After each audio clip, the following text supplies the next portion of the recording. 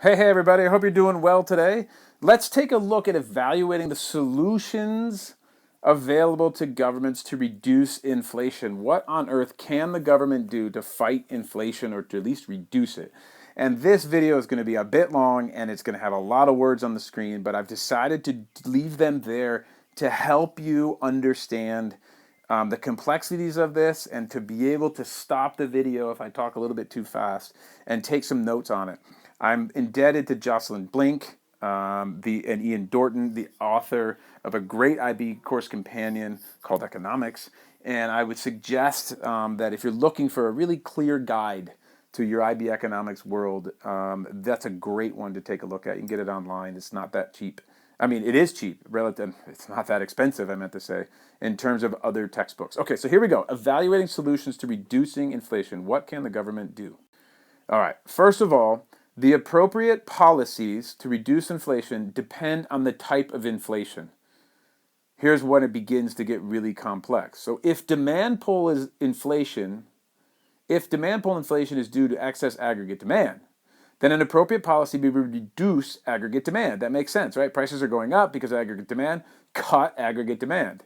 Okay, so governments could use deflationary fiscal policy, right? Deflationary because they're trying to deflate prices, right? Increase taxes and lower government spending. If they want demand to go down, tax people. If you want demand to go down, stop spending, which would reduce the consumption, C, and the G part of C plus I plus G plus X minus M in the aggregate demand of the aggregate demand components. Yeah, okay, good idea, great idea.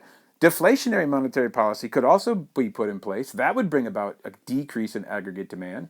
So increase interest rates, which raises the price of money, and reduce the money supply. Sounds great, but here's the thing. From a political standpoint, contractionary or deflationary policies are horribly unpopular. When who wants increased taxes? Who wants the government to stop spending? When you're a consumer, who wants demand to go down? When demand is up, right? When demand is up, people have jobs. When demand is up, the economy is humming along. They have more money this year than next. So anything that the government does in increasing taxes, lowering spending, increasing interest rates, or reducing the money supply, people are going to be like, what are you doing? Because people don't think on the whole, they think on the small. And that is going to make the government policies, of course, right, highly unpopular. And if you're a politician, the way that you keep your job, which most people want to do is keep their job, is to be popular. Because in order to get reelected, you need to be popular. But if you're not, but if you do the wrong, if you want to be popular, you might do the wrong thing for the economy. And that's where the whole problem comes in. So let's take a look at the next slide. So, fiscal policy to reduce inflation. Take a look at this first, and then we'll take a look next at monetary policy to reduce inflation. Contractionary fiscal policy is a reduction in government spending will inevitably impact a variety of groups in the economy, and this may result in less support for the government. In other words, a voting population is unlikely to be happy. Oh my gosh, to accept that's terrible. Oh my god, I got to fix that. Is likely or unlikely to be happy. Either way, oh man, I butchered that. A voting population is unlikely to be happy or likely to be unhappy to accept higher taxes that it reduces disposable income and level of consumption. When you have a tax rate of, say, 25%, that means for every $100 you're making, you're only taking home 75, and the government says, hey, we're going to tax another 5%. And next thing you know, you have a 5% cut in income. You're not going to be happy. Who would be, right? And it takes a long time. So fiscal policies to reduce inflation, that's going to be unpopular. Also, fiscal policies take a long time for government to bring about change in its fiscal policy. Why is that? Well, because budgets are developed over a long period of time and changes need to go through a lengthy legislative procedures, or they may be great opposition to budget cuts. So a politician might have a great idea, but in order for it to actually impact the economy, it might be too late, right, to reduce inflation because too much time has passed, right? Because there's going to be a long time lag involved in using contractionary fiscal policies to decrease aggregate demand. So these are reasons why using fiscal policy to reduce inflation are questionable, and they're logical, but they're not politically realistic. Politicians don't want to lose their jobs. Who wants to lose their job? Very few people want to. I don't want to lose my job as a teacher, right? So why would I do something that I know would put my job in jeopardy? Well, if you're a politician, the way you keep your job is to keep people happy. So you're not going to want to reduce taxes and decrease disposable income because you're not going to have your job. It's pretty logical.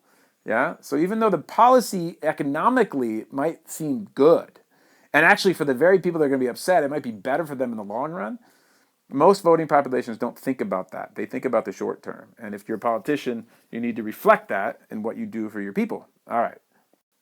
What about monetary policy? Well, as far as monetary policy is concerned, higher interest rates, so monetary policy to reduce inflation, interest rates and money supply, right? Higher interest rates will also harm some people in the economy, most obviously anybody who's taking a loan or mortgage.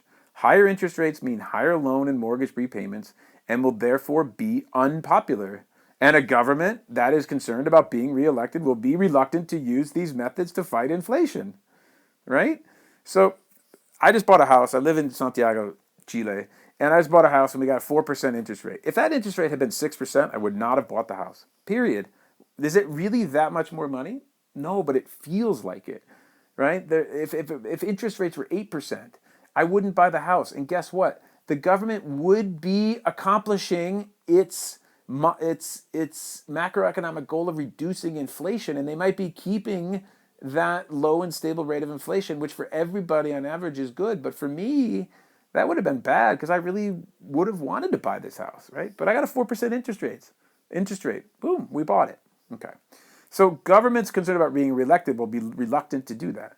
However, this is pretty interesting. Monetary policy is often carried out by central banks. Of course, those people aren't directly elected. And in most industrialized countries, the central bank is an independent body, right, whose main goal is the maintenance of low and stable rate of inflation. It's pretty cool. So what governments did in order to better monitor or manage the economy, especially in terms of inflation, is they took the ability to manage monetary policy and put it into a central bank, which these people aren't reelected.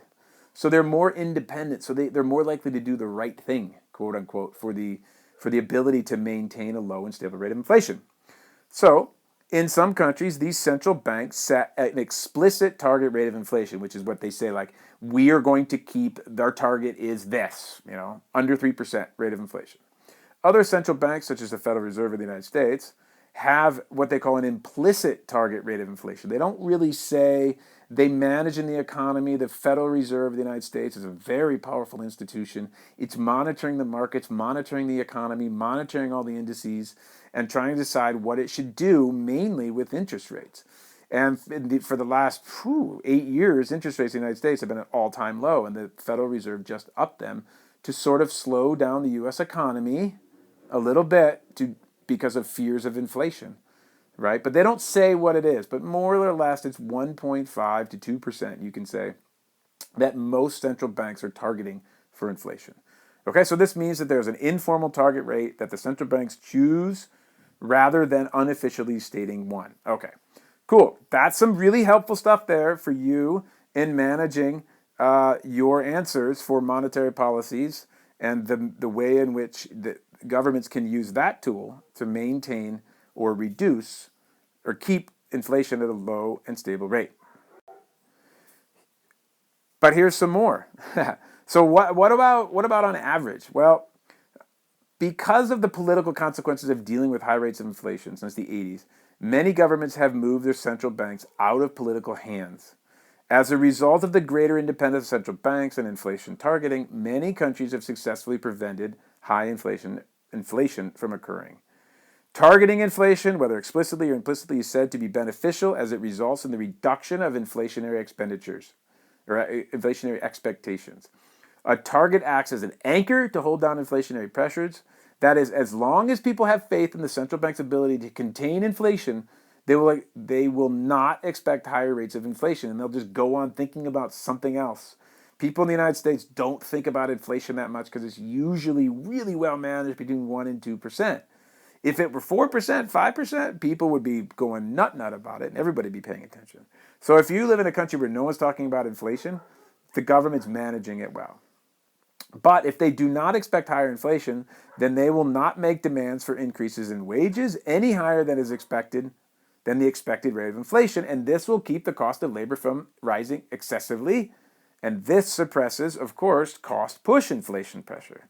So if you look at how you're building your evaluationary argument here, it's really good. Your evaluation evaluationary, that's not a word, your evaluation argument here. So it's fair to say that more independent the central bank is, the more likely the price stability will be maintained. If inflation is rising or inflationary pressures are building up because of increased costs or increased aggregate demand, the main way to bring these down would be to raise interest rates. And this is what the United States Federal Reserve Bank does very well. And therefore, they keep a close watch on the signs of inflation and are ready to raise interest rates to reduce the inflationary pressures. All right, while governments would be reluctant to do this, the central bank can make the politically, I should say, unpopular decision because it does not have to worry about being reelected. Isn't that so cute? Okay, cool. So there's a good look at monetary policy, and here are some key points for your evaluation. All right, if you are going to pick one, here's what I'm going to tell you. You pick monetary policy, okay? Here's why. Monetary policy is considered to be the most effective way of managing aggregate demand in the economy, and changes in interest rates are considered the best weapon to fight against inflation. Fiscal policy is not seen as effective as monetary policy in battling inflation because it would be very difficult for governments to reduce their spending because of their commitments to the public. And moreover, right, they're trying to get reelected, so even if governments could reduce their spending, it would take a long time for the cuts to take place. Gold mine for your evaluation, and let's make it a gold mine. All right. So, second key point right here. If inflation is of the cost push nature, then deflationary demand side policies may bring down the price level, but they will result in lower national output. Think about it. And are likely to cause unemployment to rise. Because as aggregate demand goes in, right, or any cost push, the deflationary demand side policies may bring down the price level, right? But they result in lower national output. In other words, increasing unemployment. Thus, demand side policies are ineffective, and supply side policies, such as policies described, are appropriate in Chapter 17 of Jocelyn Blink's book. I left it in there by mistake. Appropriate policies to deal with cost push inflation. However, as you may predict, when inflation does occur, it is really hard to distinguish the demand pull from the cost push factors, and policies are likely to make a mix of solutions because they're politicians and they hedge. Then let me just throw one other idea at you. That's fiscal policy, monetary policy. Then the monetarists kind of have a different take on things, and it's worth taking a look at because they believe that inflation is caused by excessive growth of the money supply. It's a whole different argument, right? And so the solution's simple. If money should only increase, the money supply should only increase by the same rate as the amount of the real increase in national output. In other words, that is, if national output is growing, right, GDP is growing at 3%, and the money supply should grow, and the money supply therefore should grow by 3%. If the money supply increases by more than 3%, then the economy will face a situation where there's too much money chasing too few goods, which is to say there's more money than what is needed to buy goods, and so prices will rise. That makes sense.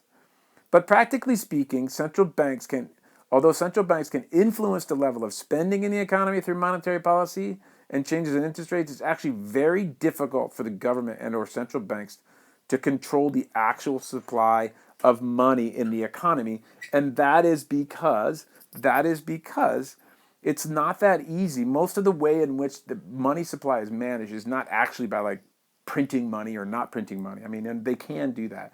But a lot of ways in which they do it is the government goes into the open market and buys up government bonds that they had sold earlier and thus increase the cash. The bonds are out there. People go to the bond market and sell their bonds, and what do they get for it? $100 for a treasury bond. Well, now they have $100. Now they can take that $100 and go spend it. So the actual spending money available in the marketplace has increased because the government has bought back one of its bonds. And that person had a bond that was worth $100, except you can't take your bond and go to a store or a grocery store and buy food. So they go to the bond market, they sell it to who? Well, the government goes out there and buys it back. That $100 that they bought the bond with was not money that was circulating in the marketplace. No, that money was sitting in the Federal Reserve Bank doing nothing. It was out of circulation. It's like a player on a team that's sitting on the bench. They're on the team. They are a player. That is $100. It does exist, but it's sitting on the bench in the Federal Reserve Bank. Well, what the government does is then put that $100 in play. And it'd sort of be like, a football team all of a sudden putting another person on the field, right? And then all of a sudden, you got 11 versus 12. Well, you've increased the player supply or increased the money supply by buying up this bond.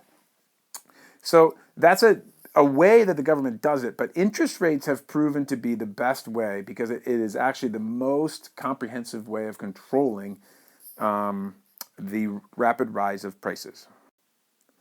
But then here's the whole problem, right? Governments face trade-offs, and there's a significant problem facing governments is the trade-off between their different policy objectives. They may want to fight inflation by bringing about a decrease in aggregate demand, but this might result in a higher level of unemployment. If they try to fight unemployment and decrease economic output by increasing aggregate demand, it might cause inflationary pressure. Wow, so they're kind of going to lose both ways. So it's generally felt that elected governments may not have the long-term interest of the economy at heart and might take fiscally irresponsible decisions in order to get reelected. All right. Therefore, responsibility for managing aggregate demand might be best left to the automatic stabilizers of fiscal policy and the careful changes in monetary policy carried out by an independent central bank. Automatic stabilizers are things like unemployment benefits. They are things that go into place automatically to stabilize the economy on the fiscal policy side of things. So what does that mean? The government passes a law that says that if you lose your job, right, you're not going to have income, but you can be eligible for unemployment benefits for 6 months or a year or 18 months. Well, all of a sudden you automatically have money. And what does that do? That automatically stabilizes the economy. So fiscal policies and automatic stabilizers are effective not because of the ideas, but because they're actually already in place, right? Because that government policy was passed, say, a year before the person lost their job, and then they lose their job, and then the economy is automatically stabilized by the fact that that person gets unemployment benefits. Okay, but monetary policy is the key. If you're going to write an evaluation section, or when you write your evaluation for inflation, I'm telling you, just go for it. If you really, really want the gold star, oh, that's not a star. If you really, really want the gold star, then pick monetary policy as the best policy to fight inflation. All right, I hope you found this video to be helpful, and we'll talk in a bit.